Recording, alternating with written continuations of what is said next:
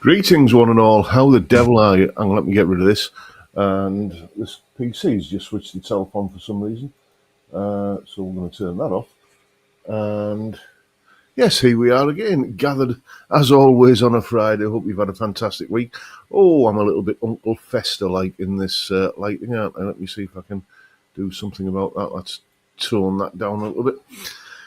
Here we are again. It doesn't seem 5 minutes since last Friday in many ways, but in other words, it's been a long, old, hot, sweaty week in this little sauna of an office of mine.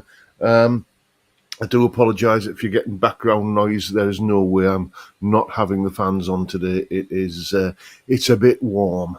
Better have some coolant. Cheers, everyone.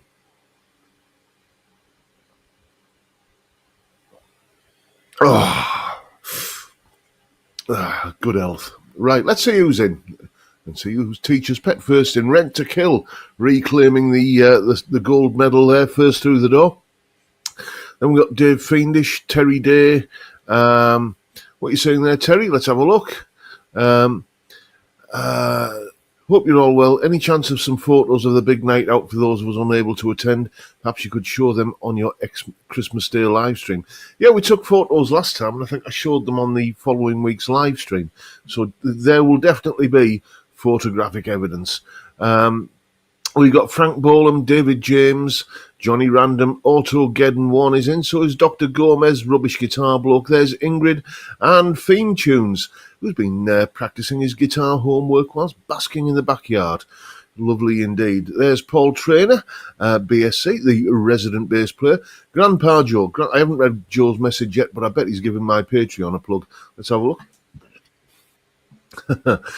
Cheers, John and Fat Cassets. Help keep the beer clock flowing and the videos going. Join John's Patreon. You'll get great perks that you will enjoy. Well, thank you, Joe. The check's in the post, mate.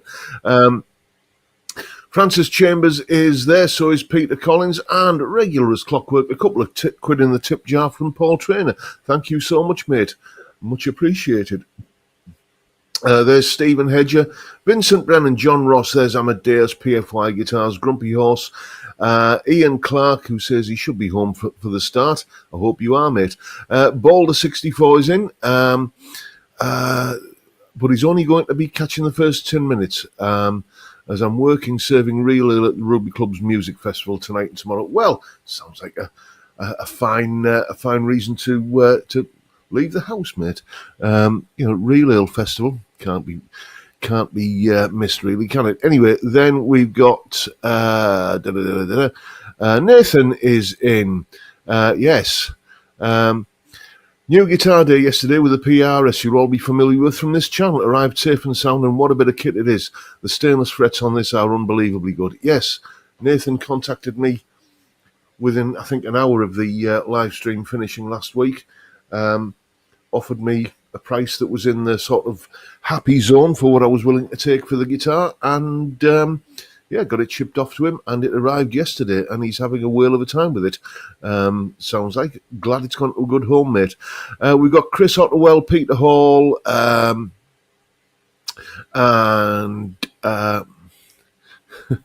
Chris Otterwell saying you should have got John to sign it for when he's famous. I doubt that's going to happen now, mate. It's that ship sailed a long time ago. 60s man is in, so is Johnny D, Austin Barrett, Doc Alders, and Calby and the Rocco Cat. We've got sorry, the chat just jumped then. Francis Chambers, Robin Fawcett, the Essex Cat, and Jem Powell is in, so is John Channing. Mr. Chris is in, and local boy Colin Falcon. We've got Blue Sofa Songs. Mark Kerno is there, and Francis Chambers. Another little contribution to the tip jar. Thank you so much, mate. Much appreciated. I don't solicit it, but if you're happy to chuck it in the tip jar, I'm not going to say no. We've got Peter Williamson, Brad Dowell, and some more beer money coming my way from Peter Williamson. Thank you so much. Your generosity astounds me. Much appreciated. Thank you. Vincent Brennan saying, anyone watched YouTube is using AI to alter content and not telling us, by Rhett Shull? No, I haven't. I don't tend to watch much guitar YouTube at the moment. I haven't got the time. Although I have got a week off next week. I'm taking a week off from making YouTube videos and doing lessons. I'm still going to be doing the live stream next Friday, but I'm just kind of taking the opportunity to catch up on a few little jobs around the house. I say little jobs, they're probably going to be more than that, but I'm hoping to get those done and dusted and still leave a couple of days where I can just put my feet up. So maybe I'll catch up on a bit of YouTube then. Ian Clark made it. Nice one, mate. Carl Texper is in. Steve Cassidy guitar is there. Don't forget Steve's video straight after this live stream, where I believe it's the second part of the Milehouse collaboration, isn't it? Should be good. Two of my favourite YouTubers in one video. Jay Aoyong is there. So is William Forrest. There's Anton. Searching for Tone is in. Moon Guitars is in. Francis Chambers. Oh, I've said you already there, but there's Graham Campbell. Peter S. Session guitar legend that is the one and only Mr. Gary Shaw. We got Dingers 63 and Ian Rouse. Bill Mumbo is there. The Daler 22. Jeff Benner. And who else have we got? Colin Falcon. Jiao Young saying, why not invest in one of those evaporative air cooler devices for the hot summer months? I've got one up there, mate, and it gives you an instant blast of cold, but it just really increases the moisture content in the air. And then when that kind of heats up to the ambient temperature, it makes it feel worse because it's hotter and more humid. So I tend to just rely on just good old-fashioned desk fans, one either side of me, one over there, one over there. And if you kind of hit it in the sort of apex of that triangle, it's rather nice, which is where I'm sat at the moment. Thomas Mulvaney, John, please use this for your ethanol therapy. I most certainly will, mate. Thank you so much. You're very generous. No sooner can I than I get another one. Beer and poppadoms fun from me and Ingrid, says Dave Fiendish. Thank you so much, mate. You're all being very generous this week. Much appreciated. There's Sargi is in, and we've got Tom Clark. Anyone else that I've missed? I think that's pretty much everybody. Apologies if I've missed your name. I don't have, as I keep saying, an army of Santa's little helpers like some of the big YouTube channels. It's just this fat bloke blethering into a webcam, and that's my entire operation summed up: a fat bloke blethering into a webcam. So anyway, after all that, I'm just going to kind of re-lubricate, and then we'll get back on the what I'm going to talk about this week. A couple of things that I've got notes here to tell you about. Nothing new, just regular things I want to give you a plug. Oh, Steve Cassidy, you are a gentleman, sir. Thank you so much. You are, I can't believe how generous you're being. What we usually do in the Robson household here at Robson Towers on a weekend is Friday night is homemade curry night. That is what is on the cards for tonight. Got it out the freezer this morning. It's been defrosting all day. And then Saturday night is, that's going to be something from a really rather fantastic local takeaway we've found in Redcar. It's called Supremos. It's just your bog standard kebab, pizza, parmo, particular delicacy in this part of the world. Just a little place like that. But the food is always really, really fresh and well prepared, delicious, and it turns up on time. And just the people are nice as well. You don't get some surly delivery driver who just kind of pretty much chucks the food through the front door. Yeah, nice people, nice food. So we're going to have that tomorrow, and I reckon you chaps have pretty much paid for me and the missus to have a parmo or a kebab or something like that, of that nature, tomorrow night. Thank you so much. Cheers, everyone. And Mark Kerno, you are a generous bunch this week. Thank you so much. An embarrassment of riches for a cider barrel lolly.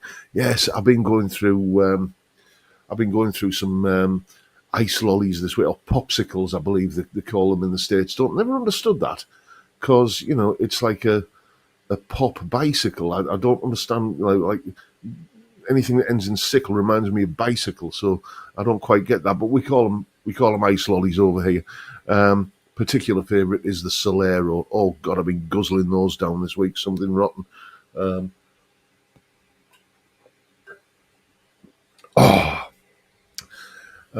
I should be thinking of me waistline, but I'm not. There's Adrian Tippins. Nice to see you in there, mate. Anyway, let's tell you what's coming up on the channel this week. If you were watching yesterday, you'll have seen me getting my befuddled old head to grips with the neural amp modeler software. And I said that on Sunday I'm going to be doing a full-on review of it in the usual manner. Well, that's what's happening on Sunday. And there's Fat Mark. Thank you so much. Just took delivery of a 6 CD Deep Purple Made in Japan Deluxe Anniversary Edition. That's the weekend listening and reading sorted. Nice one, mate. Nice one. I love it when you get it all sort of planned out like that. It's a rare treat for me to kind of be able to sit down and listen to an album in one sitting, let alone some big box set. So I am envious. So that's Sunday's video, Neural Amp Modeler, and how useful I find it. Monday, bit of a tutorial on string bending, going back to basics a little bit with lead guitar. These videos are often inspired by the kind of things that people come to me with in lessons, and I've noticed it's bizarre how these things all kind of come in waves, and I've noticed a bunch of people in recent weeks have had issues with string bending. So I thought, well, let's condense it all down into a single video and put that out there. Then I've got that as a resource that I can point people to for when they come to me for lessons. Tuesday, I probably made this video before. I've probably done this as a top 5 video before. But as I always mean to say, I don't always say it, as I always mean to say in the top 5 Tuesday videos, this is what the list looks like at the moment. Ask me next week, ask me next year, it could be different. So I probably have made a video about my top 5 favourite classic rock albums, but it's been a while. But that's what we're talking about on Perfect Paw. Perfect amount of head. Prove it isn't. Anyway, by the way, Carlsberg export once again this week. So that's what we're talking about on Tuesday. My 5 favourite classic rock albums. You may recall I put a post out on the community tab a few weeks ago asking what the term classic rock actually meant to people, and that was sort of me coming up with the formation of the idea for that video. Then on Wednesday, another one in the current series of videos where I'm talking about light bulb moments of realization where you stumble across or you're shown or you figure something out that is particularly significant. And I think Wednesday's video this week is how I discovered the coolest blues lick I know. So if you like a bit of blues and you like it to have a little bit of those kind of blues licks that make people go, oh, what was that? Okay, then watch Wednesday's video. Then on Thursday, just another one of these little opinion pieces. It's those of you who are my Patreon supporters will have heard the this month's Patreon podcast, where I do a little monologue each month where I'm kind of musing about things. Well, it's along the same sort of lines as that, where I'm talking about what happens to the music of classic bands when the band is no more. Should the band continue?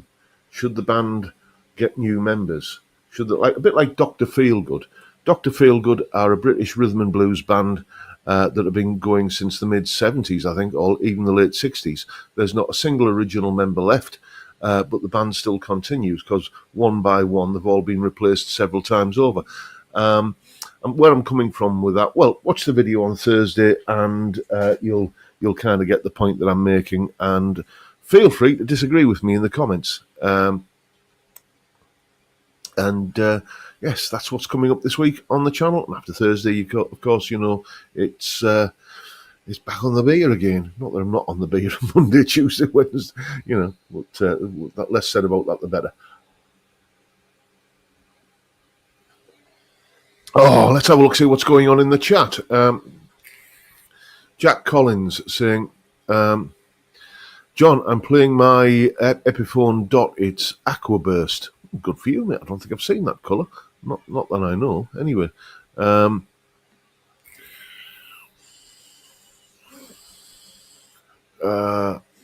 see there's J.R. Young is saying, is that the Quad Cortex? No, mate. I thought that that new lamp model was part of the whole neural Quad Cortex neural lamp model. I thought it's completely different. It's not connected to it in any way. Neural lamp model is a free plugin that you can download and basically load profiles of real world captures of amps that you can download from a particular website. But the great thing is you can try them out. You can listen to it on the website. It's like an audio clip that you can hear of a signal being played through that particular amp profile, and decide whether it's for you or not. If even a boneheaded old technophobe like me can get to grips with it, then anyone can. And I think I'll just knock the mouse on that PC and it's going to turn itself on again. So I'm going to turn it off and move the mouse out of the way. Oh, now the mouse pointer won't move.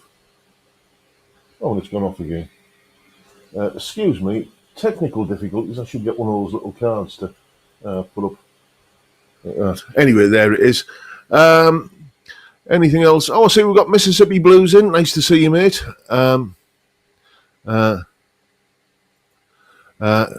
Sickle, not cycle. It cuts the heat. Get it? Okay, not quite, but I'll take your word for it, mate. Who was it who said that Britain and North America, two sides of the Atlantic, divided by a common language? Adrian Tippins, I might have another guitar for you soon. I've got a few ideas for some new projects that I plan to work and set up some fret magic on. Nice one. Adrian very, very kindly loaned me a guitar recently and travelled a long way to do so. And that video will be coming up in the coming weeks. I haven't got my schedule in front of me, but I do work quite a long way in advance when it comes to the videos. I'm currently, for example, working on videos for October. That's what I'm up to at the moment. I just stack them up and get them queued up to go out. Vincent Brennan is saying, John, hope you don't mind saying if anyone is interested in my Bernie LS38 on last week's viewers guitars is for sale on eBay. Okay, mate. Well, if you ping me a link, I can put it in the in the chat. Or we can direct people to it in one way or another. Adrian, you've got a better memory than me. The video's tabled for September the 28th. Nice one. Glad you remembered.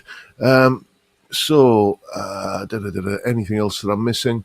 Grandpa Joe. The word popsicle was invented by Frank Epperson. His kids called it Pops Silent. The sickle came from what it looked like. An ice. Oh, it's an icicle reference. See, that was me thinking it was a bicycle reference. It's an icicle reference. Mystery Salt. I can't tell you how many years that has been. I've kind of scratched my head and wondered about the origins of the term popsicle. So now I know. Enlightenment comes with beer. That's always the case, isn't it? Anyway, let's tell you about a couple of things. The Ultra 2 Strat fundraiser. The plan is to raise some cash, buy a Fender Ultra 2 Strat, and then review it and compare it against something from the bottom end of the Fender family tree, a Squier Classic Vibe Strat that you can see on the wall back there. Compare it just for the kind of laughs of it and see what it's like. And then the guitar, not the Squier, the Ultra 2 Strat, will be donated to Zoe's place and they can use it as a raffle prize. They can auction it off. They can do whatever they want with it. and raise cash for a very worthy cause. The URL, if you want to chuck a couple of quid in the hat for that, is about to be placed in the chat. Here we go. Boom. There it is. You'll be contributing to a very, very worthy cause. And what I would prefer from now on, I'm not going to kind of seem ungrateful, or don't want to seem ungrateful, but in future live streams, instead of chucking a couple of quid in the beer fund, chuck a couple of quid in the fundraising effort for the strap there, and let's get one bought, let's get it reviewed, and let's get it passed on to Zoe's place so they can raise some much needed funds with it. It'd be nice if we could raise more than the target price and actually give them a lump of money as well. That would be really rather good. The other thing I want to talk about is, let's have a look. Yes, the Redcar night out, September the 19th. The Redcar Mageddon assembles again. It's not like with superheroes, Avengers assemble or anything like that. It's I see I've got one here from Doug M. Yes, Redcar night out at yahoo.com. Easy enough to remember, very difficult to misspell. Redcar, it's the town, night out, that's what we're doing at yahoo.com. And I've just had another confirmation here via that very email route from Doug M. So far, I've heard from Doug M, Dave McKenna, Fiend Tunes, Ian Aldrich, John Scott, who I believe is Johnny Random, Phil Robinson, Rexomatic, and Anton. Those are the people who've confirmed that they will be here for Friday the 19th of September, and a night on the beer and a night on the curry. And then what I'm doing is I'm taking the Saturday off. I'm cancelling the lessons, clearing the diary on the Saturday, and we can all have a little pootle through to the next town up the coast called Saltburn by the Sea, where there's a really nice guitar shop, and we can have a look at some nice guitars. And there may be a hostelry and, involved in some liquid refreshment there. Paul Trainer saying boots on the ground. Did I misquote the email address there? It's Redcar. I might have said Gmail because I usually can. I'm so used to quoting Gmail addresses. It's redcarnightout@yahoo.com. I apologize if I said that wrong earlier. That book on the table looks like a page turner. It does indeed. It's just a little A4 pad. But I've got fans either side of me and it keeps doing that. That's why I put my phone on it to stop it, because I don't know why, but it really does distract me. Anyway, let's have a look. Has that email come through yet with the eBay link? No, not yet. But yes, go and check out Vincent Brennan's Bernie LS38, LS3 Lima Sierra 38. If you search for that on eBay, I was going to say YouTube then.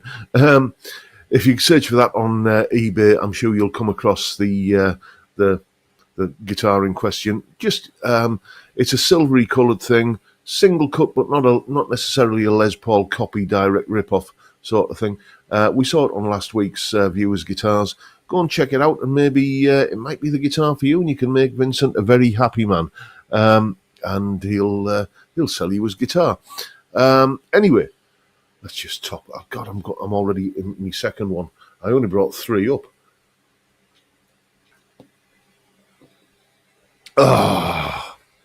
Right. GRB Aquatics saying, have been listening to Tony Joe White, needless to say, in a mellow mood. So cool. Yes. Pork Salad Annie, that was his big one, wasn't it? I seem to recall. And didn't he do a song called Undercover Agent for the Blues that Tina Turner covered back in the 80s or early 90s? I seem to remember that. Yeah, Jay Aoyong is saying the Ultralux Vintage is out, pricey as heck. Yes, I saw, what's his name, Guitar Geek, reviewing that, and I can understand why that is. Back when I was playing Strats and being a bit of a Strataholic, that guitar would have been a wet dream for me, but I don't know. It's just the fact that it's relict, you know. It's not heavily relict. It's not kind of looking like it's spent,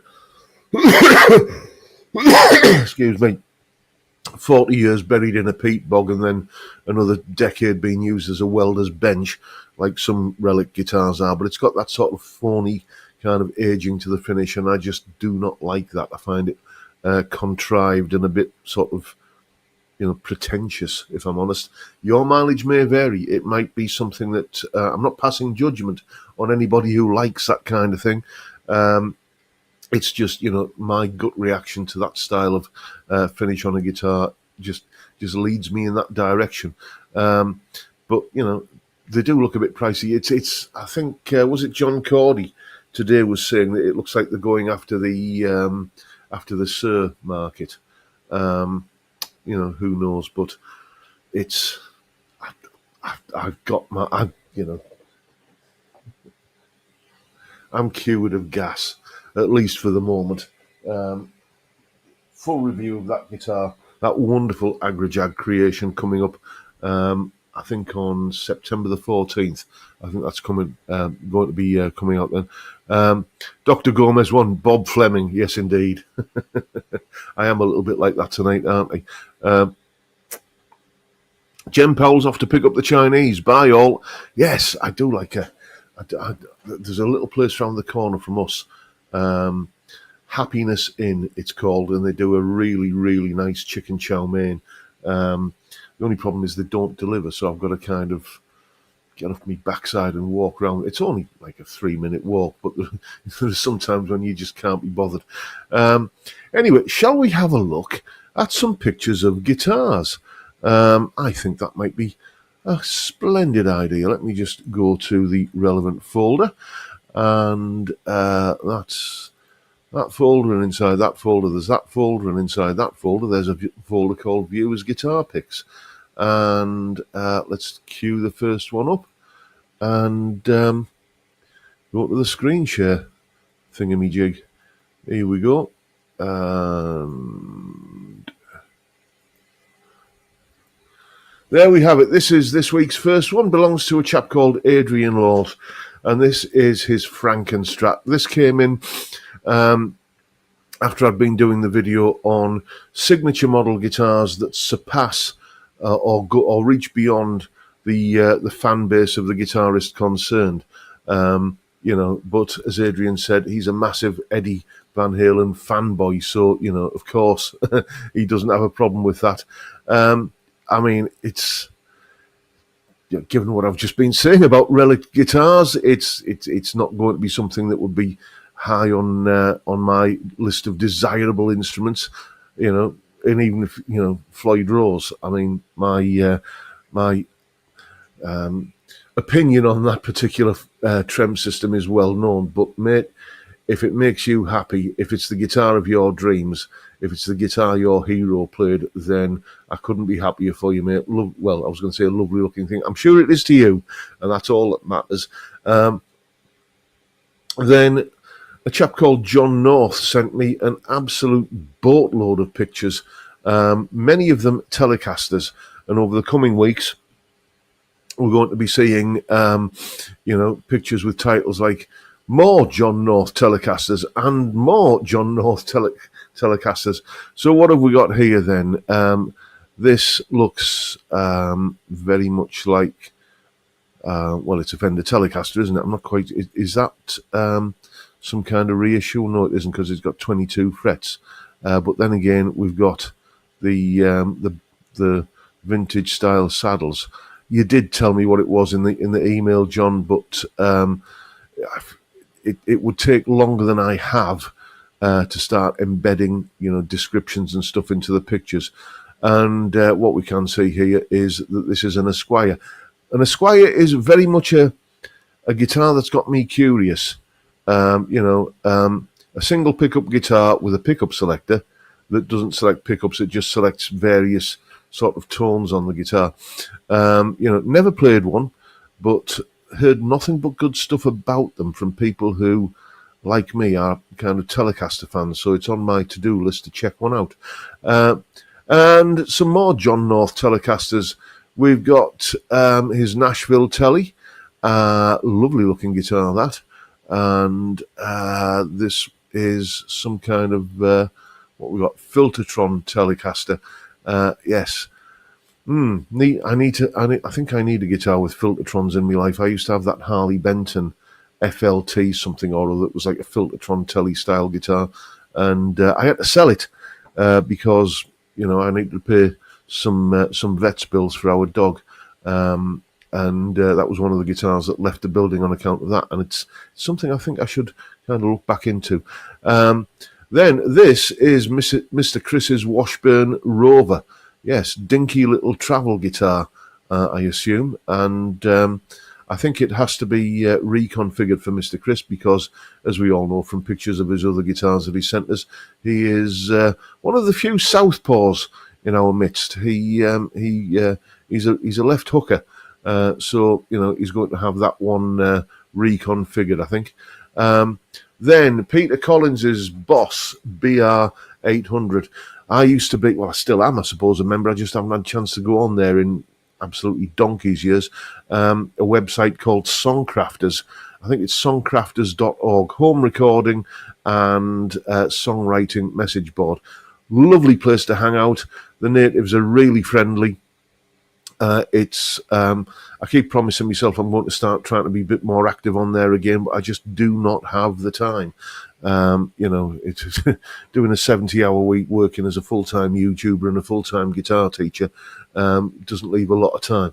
But many of the people on that website use this little workhorse to put together some very, very professional sounding recordings, it has to be said.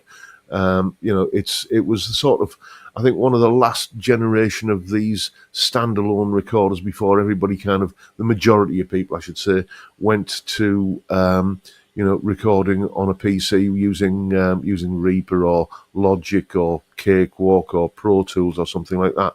So, again, never tried one, but be interesting to see how I got on with it. Then Peter Collins, we've seen this guitar before in its unmodded state, but this is it in its fully modded state. A lovely Michael Kelly guitar with, I do like that finish, that sort of, I don't know, burl wood kind of finish. I'm not sure what sort of wood it is, but we've got Wilkinson pickups, a nice big fat P90 in the bridge position there, and just a really, just a different take on the HSS. It's not a HSS because technically the P90 is a single coil, but it'll still give you that big fat bridge pickup output. Another guitar that I would love to get my hands on is, do you remember when Vintage used to do those AV, those Advance series guitars? I haven't seen any in ages, but they did a Strat style guitar with 3 P90s in it, and I always thought that was such a cool idea and wondered why nobody's ever done it before, or I think since. So if anybody's got a line on one of those that can maybe let me have a lend of it, then give me a shout. A couple of antiquity guitars from a chap called Robert. Never played one of these. I know they are, aren't they the in-house brand of PMT? PMT or Guitar. I think it's PMT, sadly no longer with us. But I do remember in the email, Robert spoke very, very highly of this pair of guitars. And what have we got here? Another one from Robert. This is his Vintage V6. I think this is the Icon model, isn't it, with the relicking? Yep. Looks a lot like Gary Moore's red Strat, that, doesn't it? That's what I immediately thought when I saw that. Perhaps it's even modelled on it. And then a brand of guitar that I've never heard of before, Ace Pro, but Tom Clark, who sent me this picture, informs me that it has stainless steel frets and it's it certainly looks the part, doesn't it? It's got that sort of kind of Les Paul gold top. If a Les Paul gold top and a Fender Telecaster loved each other very much and they hugged in a very special way, it might produce a guitar that looked like that. And I remember these. I remember these from my early days plying my trade as a guitar teacher. The Tanglewood Strat copy. This is one of the better ones because the sunbursting doesn't kind of follow the forearm contour there. I don't know if you guys can see my mouse. But that was always the giveaway in the early 90s when you saw a Strat copy where the sunbursting, kind of covered that entire corner there where the forearm contour is. That was like saying, yeah, we've made it of plywood, but we're going to kind of we're going to shade over that just so you can't tell. Happy memories of my early days in my current career. That, ladies and gentlemen, boys and girls, is this week's bunch. Of viewers' guitars. If you have any pictures of that nature that you want to send along to me, if you have any guitars that you think, it doesn't have to be a guitar. Like we saw there, we looked at that little hard drive recorder there, the BR800. It can be anything. It can be a guitar. It can be a bass. It can be a pedal board. It can be an amp. I think I might be drawing the line at saying, like a screenshot of Reaper or something saying, I use this to make music. But aside from that, anything that you use to make music, send it along and we'll give it a look. I just need to pour my final beer. Can I make this final beer at last the remaining 22 minutes of the live stream? On current form, it doesn't look like I can.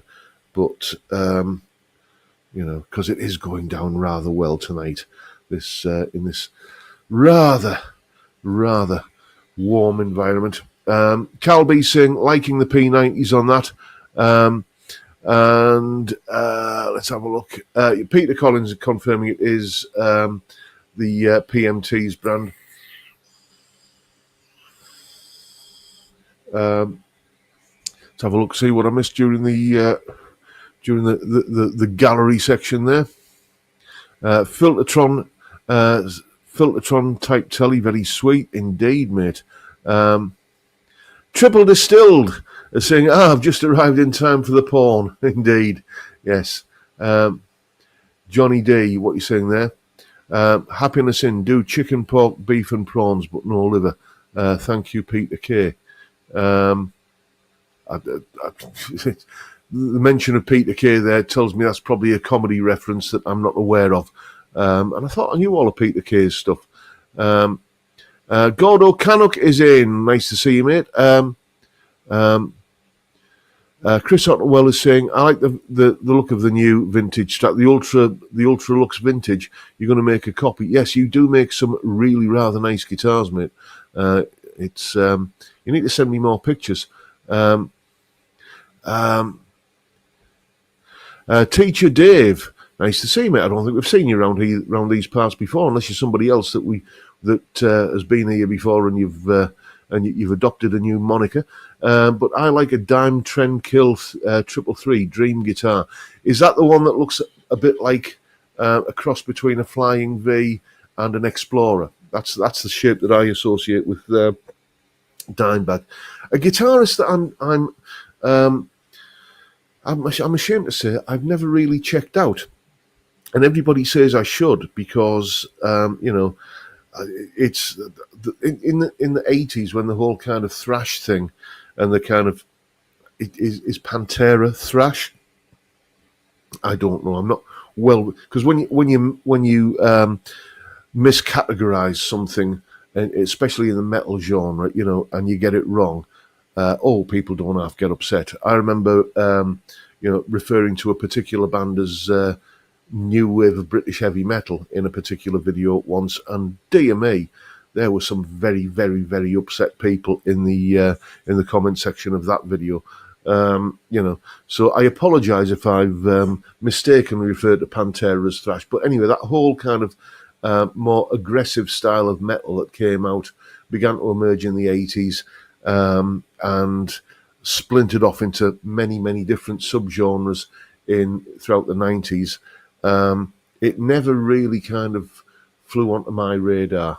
It just wasn't something I was listening to. So consequently, I never really listened to Dimebag. But everybody that likes the same sort of music I like, kind of classic rock, blues rock, are saying that he's the one guitarist from that kind of that sort of more aggressive metal genre that I should really check out. So it's on my to-do list. Let's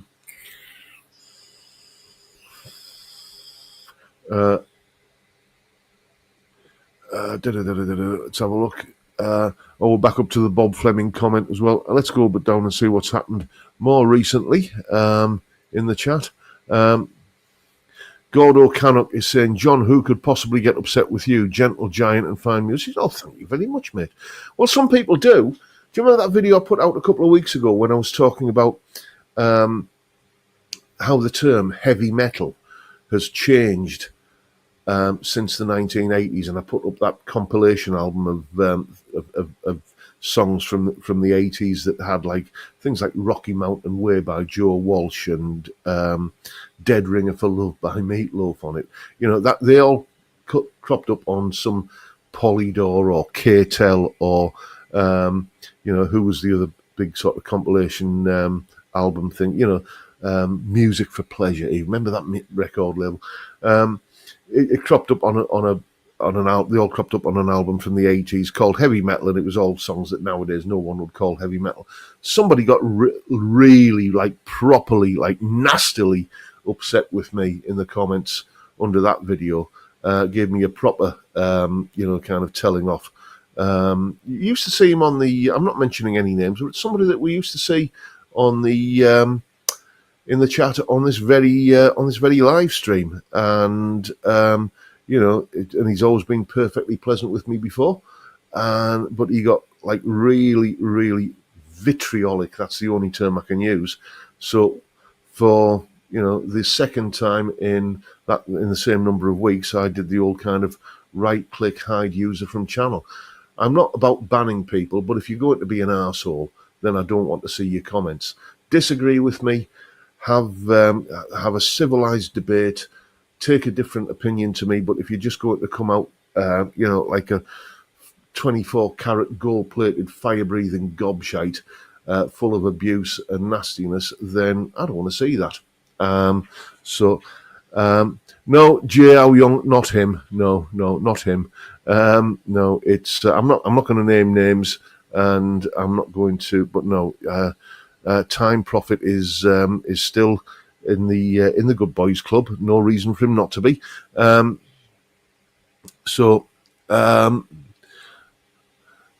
have a look. Cal B is saying songs with some distortion, medium distortion, and gone plaid distortion. Yes. Ronco, that was the other record label I was thinking of. Ronco. It's it's brings back memories of those Top of the Pops albums of cover versions from the 70s of varying quality, it has to be said. But there we go.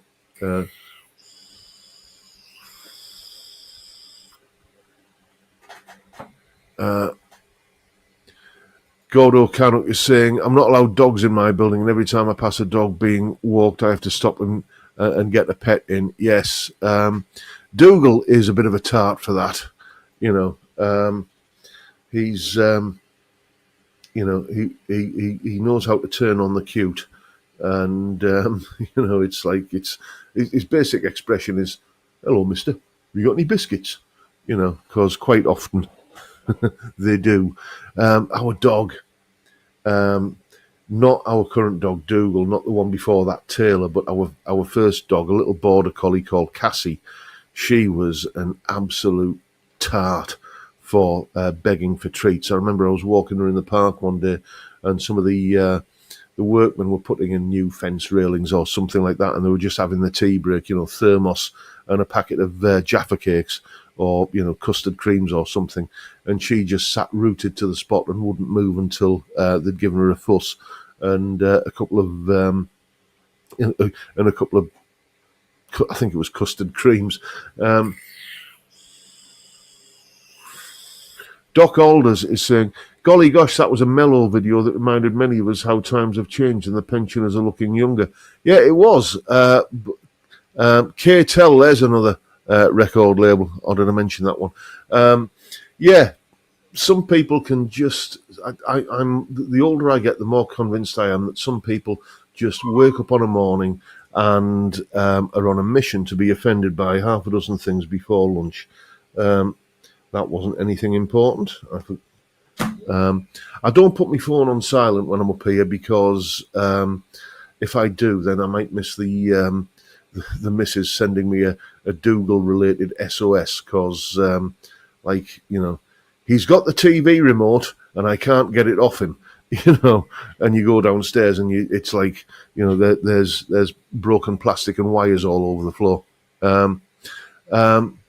Yes, Cal B, we're coming around to the viewer's tale. I was just going to do that. Your timing is impeccable, sir. So let's have a look at this week's viewer's tale. This, and I do apologise, I forgot to make a note of who sent me this, but you'll know who you are when it's read out. This is a nobody famous story. We begin. Many moons ago, around 1971, playing as a duo just south of Aviemore in the Scottish Highlands. The night had gone reasonably well and was over when arrived a coach trip complete with its own bagpiper. Our audience, drunk in self-defence, excuse me, welcomed the arrival with calls of fire up the bagpipes. Now, this guy was like giant haystacks in full Highland regalia. And as pipers do, could not just stand there playing, but they had to march up and down. Excuse me. Fine, but the stage was about 3'6" wide, with barely enough room for two hippies on bar stools. He finished to rapturous applause. His chest swelled with pride. Accepting his appreciation, he leant on the tartan curtain wall. Unfortunately, the wall curtain was lacking in one major ingredient. The wall. It was just a curtain. Straight through it, arse over tit, landed on the bagpipes, legs in the air, displaying more meat than Sainsbury's butcher's counter. Well, it made us laugh. Yes. Yes. That is definitely a tale worth... That's something you're going to remember. That's something, when something like that happens, it's going to be something that you remember. By the way, we're down to our... we're down to our last viewer's tale. So it can be a brush with the great and the good. You're meeting your heroes and they lived up to or didn't live up to your expectations. Oh, hello, I'm back in focus again. And, or it could just be a tale like that from your gigging days, just some reminiscence of an amusing incident that happened. Anything at all, any kind of tale that you want to share with the class, just, ping it on over to me, jrguitartuition at jrguitartuition@gmail.com. I do apologise, I'm getting all kind of in a kerfuddle with me email addresses tonight. Derek Swanson is saying, hi John, did K-Tel make up the LP storage system, remove an MP and it would stop again at the right place? I don't know about that one, mate. That's the first time I've heard about that. That's a new one on me. I've not come across that one before. Vincent Brennan is saying, eBay email link sent. I don't know if these links in the chat are clickable, but you can always copy it and paste it and, pop it into your browser and go ahead. This is the link for Vincent Brennan's Bernie single cut, nice silvery looking guitar. Got a bit of something about it. Go and take a look at it and see if it floats your boat. And if not, if it does, chuck a bid in. Or I don't know if it's buy it now, but anyway, go and take a look at it and see if we can get this guitar moved on for Vincent there. Anyway, excuse me, everyone. Oh, yes. So, Cal B saying yes. Well, he doesn't have Phil McKnight's Army of Helpers. I think Phil McKnight's not the guy I'm talking about. It's what's his name, Mr. Beato, who I admire greatly, by the way. It's always him that's got like the office junior or the intern, just off screen there moderating the comments and kind of tipping in the wink when there's something he needs to respond to.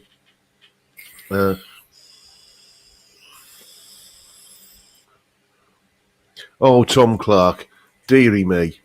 How can you tell what clan a Scotsman is? Lift up his kilt if he's got a quarter pounder, he's a McDonald. Ba-da-dumsh.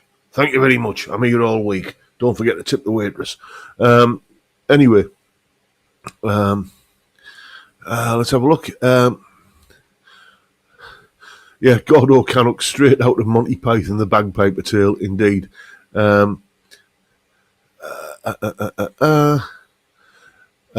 Yes, Collie Masters of the Pleading State. Oh, they are, yes.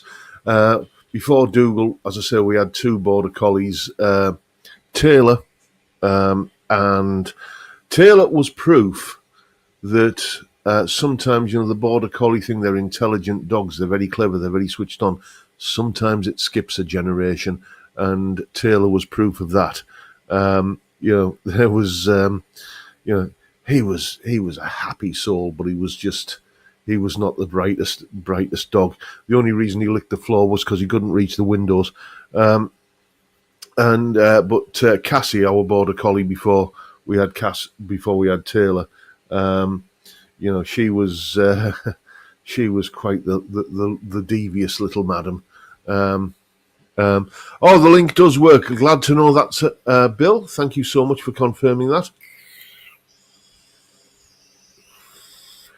Johnny D, talking about K-Tel and Ronco. Who remembers dear old Victor Kayam and his Remington microscreen razor? Yes, I liked it so much, I bought the company. I'll give you a little bit of backstory on that. Victor Kayam was apparently a serial investor, and that's how we bit like a sort of early version of the kind of people that go on Dragon's Den, or the dragons on Dragon's Den. What's it called in the States? Shark Tank, I think. He was like a serial investor, and the one thing he'd passed on immediately before he bought Remington was Velcro. He thought this is never going to catch on. Do you know what I mean? He never thought that was going to go anywhere. So he passed on the chance to invest in that. But luckily he sort of did okay with Remington, I think. Johnny D, this is another kind of proper Christmas cracker dad joke, isn't it? Difference between Walt Disney and a Scotsman. Scotsman plays the bagpipes, but Walt Disney, I'll get me caught. Yes, indeed. I think that's a Billy Connolly one, that, isn't it? Or maybe it was Billy Connolly's mentor, Chick Henderson. I think that might have been one of his. I'm lucky enough to have actually seen Billy Connolly live. My missus bought us tickets for one of our wedding anniversaries way back when he was still, because he's not in a good way at the moment, sadly, Billy, with the Parkinson's and everything. But, we saw him live in Edinburgh. Is it the Usher Hall in Edinburgh? I can't remember. Some big old venue in Edinburgh, and I have never laughed so hard in all my life. He was absolutely incredible. And, I don't know how much of what Billy does is scripted, but if it is scripted, he's a masterful performer because he makes it feel spontaneous. It's just a great night out. It will live with me forever. Chris Otterwell is saying, yes, Usher Hall. Great night. Really, as I say, there are some comedians that I've seen live that really disappointed me. Frankie Boyle springs to mind. I don't think I cracked a smile all the way through the gig that I went there, that I saw of him. And to my shame, I can't remember the name of the comedian that I found really funny. He was the support act, I think, for Dara O'Brien, Canadian guy with a beard, and I wish I could remember his name, but he was actually funnier than Dara. But Billy stand out ahead of everybody else. So one comedian I really want to go and see live at some point is Mickey Flanagan, because I think he is. Chick Murray, thank you, Bill Mumbo. That is. I knew it was Chick something. I don't know where I got that wrong surname from. Vincent Brennan sings pretty good artist too. Where are we? J. How Young saying Jimmy Carr's brand of comedy is not for everyone. I prefer Jimmy Carr when he's appearing as like a guest on one of these kind of panel shows, like Would I Lie to You or 8 Out of 10 Cats or something like that. Having seen his stand up, I didn't really find it. It was just a succession of kind of poo poo wee wee willy willy willy kind of jokes, and it just didn't kind of get me laughing at all. Anton is saying the two runs, the management, totally unfunny. Everything that Hale and Pace or the two runs did, I found spectacularly unfunny. They just didn't make me laugh at all. I don't know. Their success, mind you, they're not around anymore, are they? So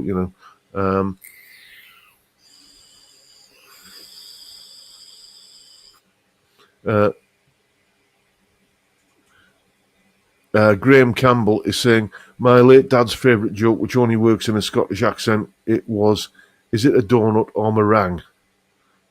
Yeah, I get it. I just said it in my head in a Scot. Is it a donut or meringue? Get it now. Yes. It didn't make any... it didn't make any sense when I read it on the page, but as soon as I read it in my head in a Scottish accent, it kind of made sense. Right, where are we? Calby is saying, check out John Wing. I shall do that. I've got a week off next week. Did I mention that? A week off. Well, a week doing kind of household maintenance, but as I say, the plan is I'm going to do a couple of really kind of hard, sweaty days getting that done, and then hopefully put my feet up for the rest of the week.